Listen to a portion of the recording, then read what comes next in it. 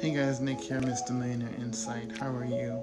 So, a little bit about my experience in IPS. I started out my journey in online business about 8 years ago. I was a network marketer, and I came from a system where we prospected for everything, phone calls, everything, kneecap to kneecap.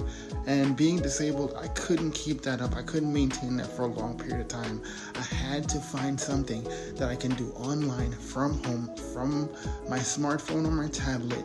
And I stumbled upon this about a month and a half ago, and it has been a godsend.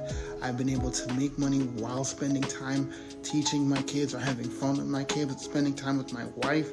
It has been absolutely amazing, and this community that Michelle has, it's absolutely second to none. So stop thinking about it and jump in and get to make daily